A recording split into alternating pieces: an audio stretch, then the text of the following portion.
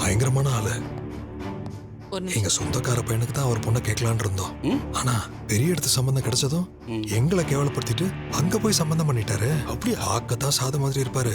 பயங்கரமான ஆளுப்பா அவரு.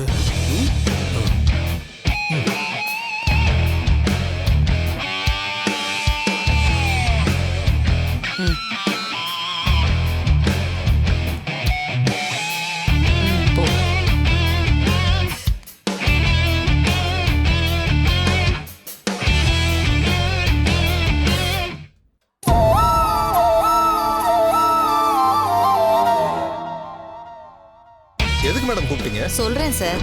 சொக்கலிங்க வாத்தியார் வேலை பார்க்குற ஸ்கூல்ல தானே நீங்களும் வேலை பார்க்குறீங்க? ஆமா. அவரால ரொம்ப பாதிக்கப்பட்டிருக்கீங்களா? மேடம் நீங்க யாரு? உங்களுக்கு என்ன வேணும்? சார் நாங்களும் உங்களை மாதிரி அந்த சொக்கலிங்கத்தால பாதிக்கப்பட்டவங்க தான். எதிரிக்கு எதிரி நண்பன் இல்லையா? உங்களால எங்களுக்கு ஒரு காரியம் ஆகணும்.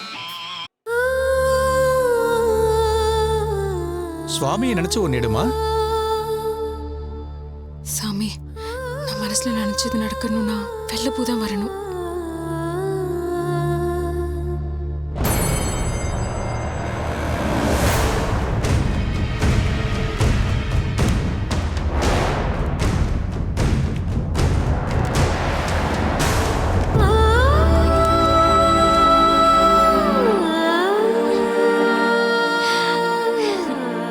மொத்தம் 3 தடவை பார்க்கணுமா? அந்த 3 தடவையில அதிகபட்சமா எது வருதோ அதான் நடக்குமா? சுவாமியை மனசுல நினைச்சுட்டு இன்னும் 2 தடவை இடுமா?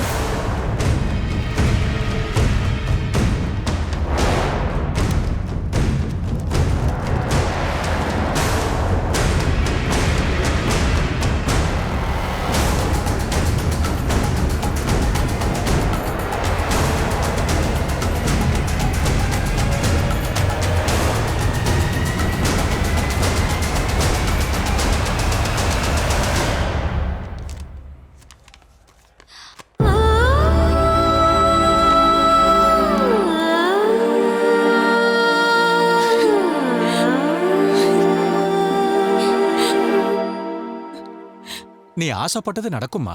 இருந்தாலும் 3 முறை எடுக்கிறதா ஐதீகம்.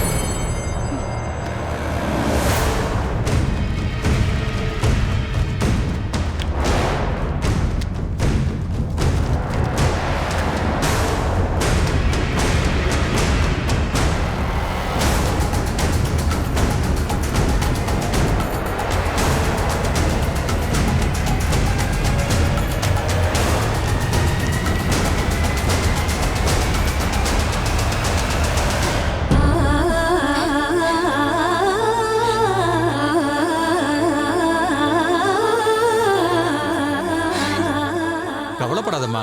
நீ எதை மனசுல நினைச்சியோ அது நல்லதாவே நடக்கும். தைரியமா இருமா. சேமமா இரு.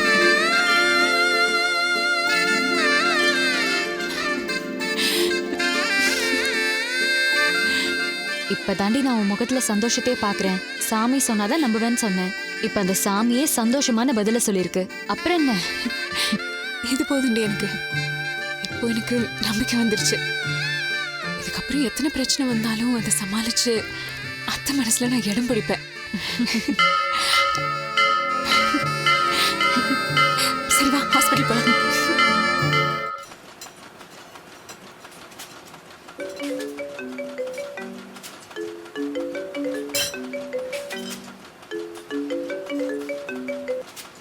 சொல்லு சரஸ்வதி. தமிழ் எங்க இருக்கீங்க? நான் ஃபேக்டரியில ஒரு மிஷின் ரிப்பேர் பார்த்துட்டு இருக்கேன். சொல்லு. இல்லைங்க, கோவில் அத்தைக்காக திருவிழா சீட்டு போட்டு பார்த்தேன். 3 தடவையுமே நான் நினைச்ச மாதிரி நல்லதா காமிச்சுதுங்க. மனசுக்கு கொஞ்சம் நிம்மதியா இருக்கு. கண்டிப்பா அம்மாவுக்கு நல்லதான் நடக்கும். சாமியே நம்பிக்கையா சொல்லிடுச்சு. இனிமே நான் பயப்பட மாட்டேங்க. நீ பயப்படாம இருந்தா அதுவே எனக்கு போதும். தமிழ், நீங்க எப்போ ஹாஸ்பிட்டலுக்கு வருவீங்க? ஏன்? எனக்கு அத்தைய பார்க்கணும் போல இருக்குங்க. எனக்கு கம்பெனில கொஞ்சம் வேலை இருக்கு, அதை முடிச்சிட்டு நான் வரேன். சரிங்க, நீங்க வேலையை முடிச்சிட்டு வாங்க. நான் ஹாஸ்பிட்டலுக்கு வெளியில வெயிட் பண்றேன். நீ ஹாஸ்பிட்டல் போய் நாங்க வெளியே வெயிட் பண்ணு. நான் வந்ததுக்கு அப்புறமா என்னன்னு பார்க்கலாம். சரிங்க. சரி, நான் வச்சிடுறேன். சரசு, என்னாச்சு? மின்னல் நீ வீட்டுக்கு போ, நான் ஹாஸ்பிட்டல் போறேன். சரி, பார்த்து போயிட்டு வா.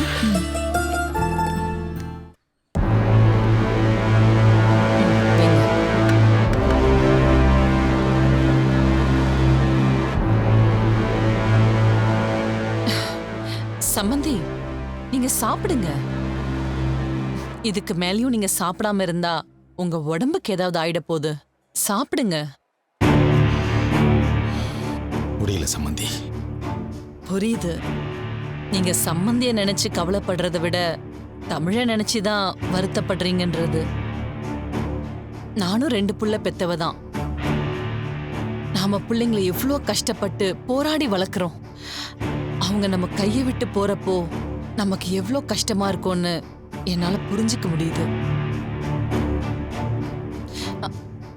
இப்ப கூட சொல்றேன், தமிழ் மேல எந்த தப்பும் இருக்கிற மாதிரி எனக்கு தெரியல. ஏன்னா தமிழ் உங்க பையன், சம்பந்தி அம்மாவோட வளர்ப்பு. இதுதான் சாப்பிடணும், இதுதான் குடிக்கணும், இததான் செய்யணும்னு சம்பந்தி அம்மா ஒவ்வொன்றையும் பார்த்து பார்த்து பண்ணுவாங்க. அப்படி வளர்த்த பிள்ளைதான் இன்னைக்கு எப்படி ஒரு காரியத்தை பண்ணிட்டு வந்து நிக்கிறான். நீங்க தப்பா எடுத்துக்காதீங்க. தமிழ் மனசு ஒத்துதான் இந்த காரியத்தை பண்ணியிருப்பார்னு எனக்கு தோணல. மேபி தமிழ் சூழ்நிலை தெரியாம இவங்க வலையில மாட்டிட்டு இருக்காரோன்னு தெரியுது. இப்ப பார்த்தோமே சொக்கலிங்க வாத்தியார், அவரை மாதிரி பிளான் பண்றதுக்கு இந்த உலகத்துல யாராலையும் முடியாது. வெளியில அவருக்கு நல்ல பேர் தானே இருக்கு. அவ்வளவு நடிப்பு. இத்தனை வருஷமா கூட வேலை செய்யறேனே, எனக்கு தெரியாதா?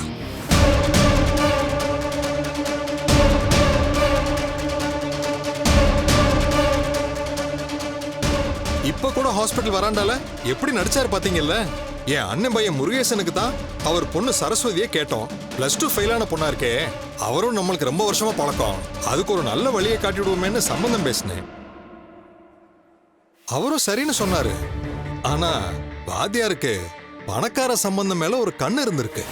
அது வந்த உடனே நம்ம கிட்ட இருந்து எகிரிட்டாரு. சும்மா சொல்லக்கூடாதுப்பா, ஒவ்வொன்னும் பக்காவா பிளான் பண்ணி பண்ணிருக்காரு.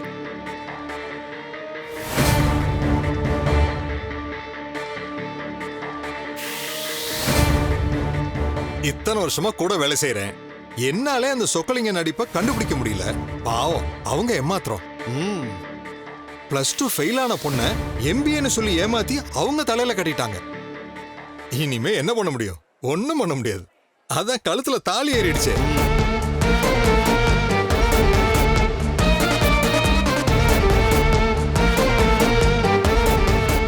அந்த அம்மா பாவம், உண்மை தெரிஞ்சதும் ஹாஸ்பிட்டல்ல கொண்டு வந்து சேர்த்திருக்காங்க.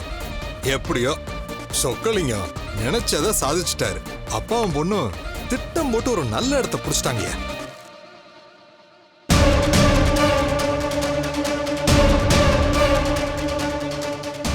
சம்பந்தி சார், இப்ப நீங்க பேசிட்டு இருந்தது சொக்கலிங்க வாத்தியார் பத்தி தானே? சார், நீங்க யாரு? எதுக்கு இதெல்லாம் கேக்குறீங்க? இல்ல சார், நீங்க சொக்கலிங்க வாத்தியார் பத்தி தானே பேசிட்டு இருந்தீங்க. சொல்லுங்க சார். இங்க பாருங்க, அதெல்லாம் ஒண்ணும் இல்ல சார். நான் அவங்க வீட்டுல பொண்ணு எடுத்தவன் சார். தயவு செஞ்சு எதா இருந்தாலும் என்கிட்ட சொல்லுங்க சார், ப்ளீஸ். அதெல்லாம் ஒண்ணும் எனக்கு தெரியாது சார். நாங்க ஏதோ எங்களுக்குள்ள பேசிக்கிட்டு இருந்தோம். எங்களை விடுங்க சார். சார் சார்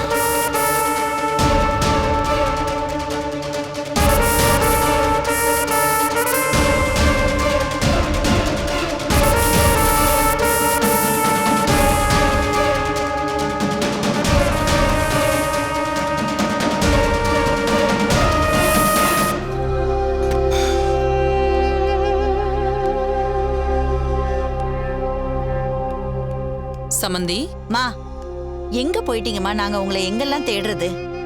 அண்ணே, என்னென்ன இங்கே உட்காந்துருக்கீங்க? கீதா, சம்பந்தி ரொம்ப அப்செட் ஆயிட்டாரு.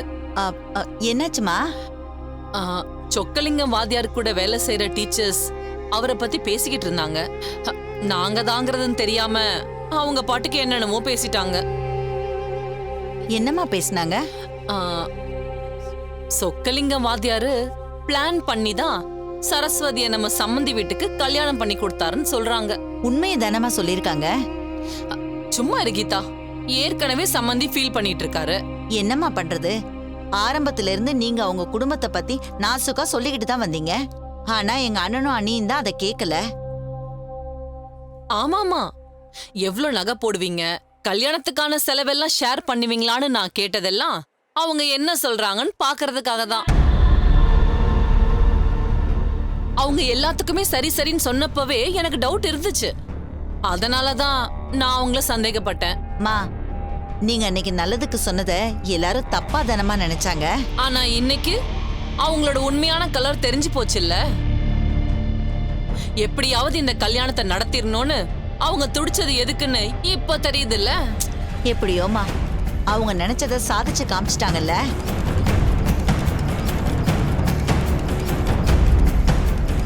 இதுக்காக அவங்க எவ்வளவு பெரிய பிளான் பண்ணி ஒர்க் பண்ணிருக்காங்க. அவங்க சொன்னதுல ஏதாவது ஒண்ணு நம்புற மாதிரி இருந்துச்சா? முதல்ல கோயில பாத்துக்கிட்டாங்களாம். அவங்க பாக்குறப்பெல்லாம் மழை வருமா, அதுவும் 3 தடவை நடக்குமா. சொல்லி வச்ச மாதிரி நடந்துருச்சான்.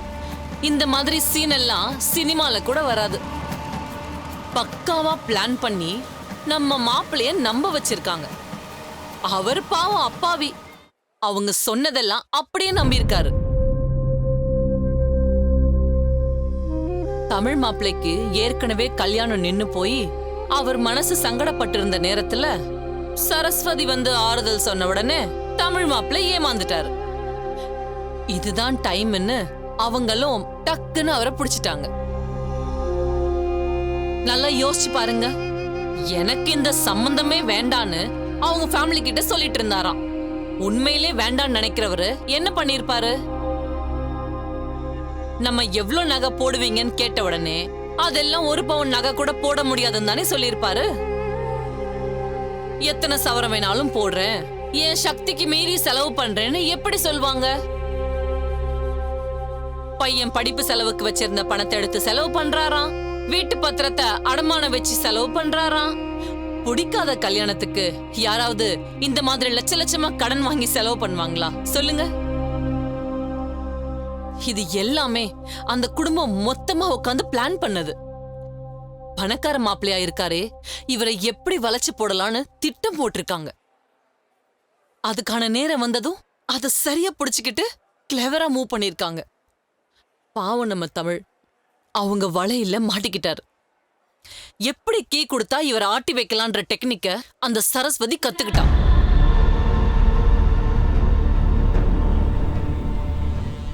அவ மட்டும் இந்த வேலையை பண்ணலமா, மொத்த குடும்பமும் சேர்ந்து தான் இந்த வேலையை பார்த்திருக்காங்க. நீ சொல்றதும் கரெக்ட் தான் கீதா. வாத்தியாருக்கு மத்த 2 பசங்களும் நல்லா படிக்கிறாங்க, அவங்க வாழ்க்கைய அவங்க பாத்துப்பாங்க. படிப்பு வராத சரஸ்வதிய வேற எப்படிதான் கரை சேர்க்கறது? பொண்ணு மூக்கு மொழியுமா இருக்கா. அப்பாவி பையன் கிடைச்சதும் வலை வீசி புடிச்சிட்டா. ஆமாமா, தமிழ மட்டுமா ஏமாத்தனா? அண்ணிய அண்ணனை எல்லாரையும் அவங்க மொத்த குடும்பமா சேர்ந்து நம்ப வச்சிட்டாங்களே. ஒண்ணு மட்டும் நம்ம நல்லா தெளிவாய்க்கணும் சம்பந்தி, அந்த சரஸ்வதி சரியான ஆள்மயக்கி.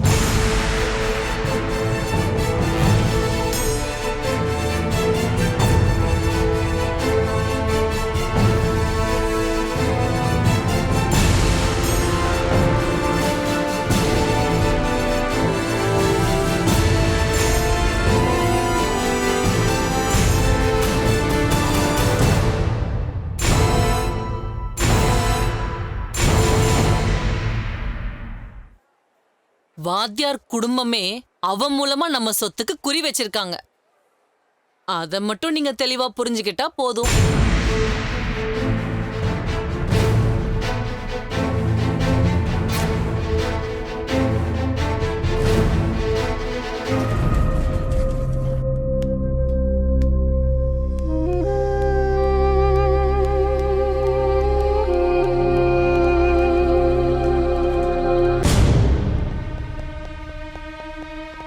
வாங்க சார், நீங்க என்ன இந்த பக்கம்? நெஞ்செல்லாம் அடைக்குது, அதான் ஹாஸ்பிட்டல்ல வந்து படுத்துக்கலான்னு வந்தேன். 20 லட்சம் ரூபாய் சார், சும்மா ஒண்ணும் கிடையாது. நீங்க பாட்டுக்கு எனக்கு என்னடான்னு போயிடுவீங்க. நான் என் பணத்தை யாருகிட்ட வசூல் பண்றது? இல்ல சார், நான் தான் உங்கள்கிட்ட வந்து சொல்லிட்டேன்ல. நீங்க முதல்ல வாங்க சார். சார் கையை விடுங்க. வாங்க சார். கையை விடுங்க சார், நான் வரேன். வாங்க சார். இவருக்கு தானே நீங்க பணம் கொடுக்க சொன்னீங்க. இப்போ என்னடான்னா வெளியில என்னென்னமோ பேசிக்கிறாங்க. என் பணத்துக்கு யார் சார் கேரண்டி? ஏங்க என்னங்க இது? ஹாஸ்பிடல்ல வந்து என்ன பேசுறீங்க? உங்க பிரச்சனை எல்லாம் பேசுற இடமா இது? மேடம், பணம் கொடுத்தது நானு. உங்க பணம்னா நீங்க சும்மா விடுவீங்களா? ஷ், கொஞ்சம் பொறுமையா பேசுங்க. எப்படி மேடம் பொறுமையா இருக்கிறது? சார், உங்க சம்பந்தியாக போறாரு அப்படிங்கிற நம்பிக்கையில தான் நான் இவருக்கு பணம் கொடுத்தேன். இப்போ உங்க ரெண்டு ஃபேமிலிக்குள்ள ஏதோ பிரச்சனையாம? அத பத்தி எல்லாம் எனக்கு கவலையே இல்ல சார். எனக்கு என் பணம் வந்தாகணும் சார். என்ன பண்ணுவ? என்ன பண்ணுவ? ஐயோ சம்பந்தி, இது ஹாஸ்பிடல் சம்பந்தி, கொஞ்சம் பொறுமையா இருங்க. இவங்க யாருக்குமே நம்ம ஹாஸ்பிடல்ல இருக்கோங்கிறது தெரியலையே. நாம என்ன நிலைமையில இருக்கோங்கிறது புரியலையே. எங்க வந்து என்ன பேசிட்டு இருக்காங்க பாத்தீங்களா? சார், பணம் கொடுத்தவங்களுக்கு தான் அதோட வலி தெரியும். பணம் கொடுத்தது நீ, வாங்கினது அந்த ஆளு. இங்க வந்து என்ன பேசிட்டு இருக்க? சார், உங்க வைஃப் போன் பண்ணி அவருக்கு பணம் கொடுங்கன்னு சொன்னதுனால தான் நாங்க பணம் கொடுத்தோம். இப்போ சம்பந்தமே இல்லாத மாதிரி பேசுறீங்க. யாருக்கிட்ட கொடுத்து அவங்க கிட்ட போய் களியா? இங்க எங்கிட்ட வந்து கேட்டுட்டு இருக்க? அந்த ஆளாச்சு நீயாச்சு, நடுவுல என்ன ஏன் இழுக்கிற? சம்பந்தி, ஏன் இப்படி எல்லாம் பேசுறீங்க? பணம் வாங்கினது நான் தான். அந்த பணத்துக்கு நான் தான் பொறுப்பு. அதுக்கு எதுக்கு ஆளுக்கள்னு ஒரு மாதிரி பேசுறீங்க? நீ பண்ணிக்கிற காரியத்துக்கு உன்னை தங்க தட்ட வச்சு மரியாதை கொடுப்பாங்களா? இத பாருங்க, அந்த பணத்துக்கு உங்களுக்கு எந்த சம்பந்தம் இல்லை. அதை நான் பாத்துக்கிறேன். அதுக்காக மட்டு மரியாதை இல்லாம பேசிட்டு இருக்காதீங்க. நாங்கிறதுனால இவ்வளவு பொறுமையா பேசிட்டு இருக்கேன். வேற எவனாதான் இருந்திருந்தா? சம்பந்தி, நான் தான் சொல்றேன்ல, நீங்க பொறுமையா இருங்க, கோவப்படாதீங்க. சொன்னா கேளுங்க. இந்த மாதிரி ஆள்கிட்ட கோவப்படாம என்னங்க பண்ண முடியும்? அப்புறம் அவருக்கும் நமக்கும் வித்தியாசம் இல்லாம போயிடும். யாரோட சமமா வச்சு பேசுறீங்க? இந்த ஆள் ஒரு மனுஷ ஜென்மமே கிடையாது.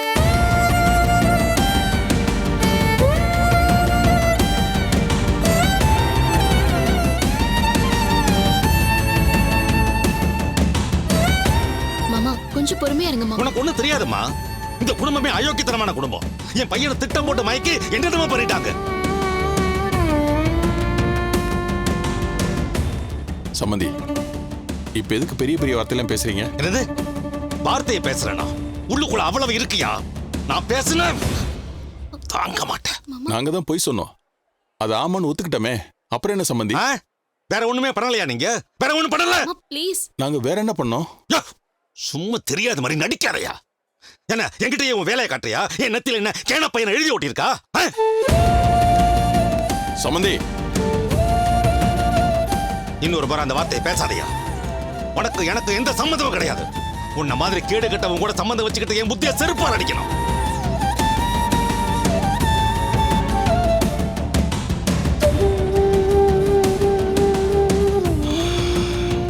மனுஷனாயா நீ? சொத்துக்காக ஆசைப்பட்டு என் பையனை திட்டம் போட்டு ஏமாத்திருக்க.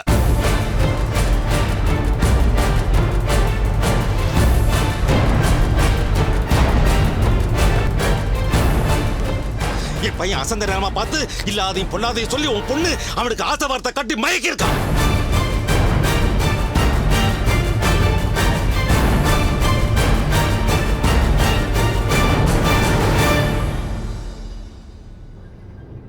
மொத்த குடும்பமும் ஒண்ணா உட்கார்ந்து பிளான் பண்ணி பணக்கார மாப்பிளைய வளைச்சு போட்டீங்க, அப்படித்தானே?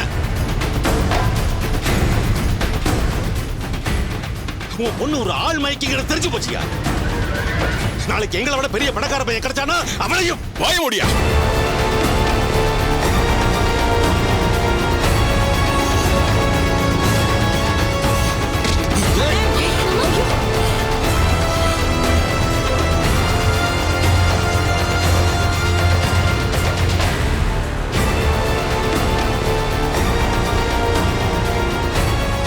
இதுக்கு மேல என் பொண்ணை பத்தி ஒரு வார்த்தை பேசுன,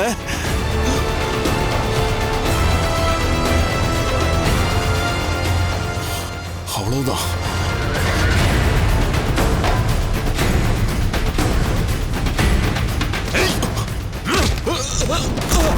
அப்பா, எவ்வளவு தைரியம் இருந்தா எங்க அப்பா மேலே கை பண்ணி? எங்க அப்பா இன்னைக்கு உயிருக்கு போராடிட்டு இருக்காங்கன்னா அது காரணம் நீயும் குடும்பமும் தான். எல்லா தப்பையும் நீ பண்ணிட்டு எங்க அப்பா மேலே கை வைக்கிறியா? எவ்வளவு தைரியம் எங்க அப்பா?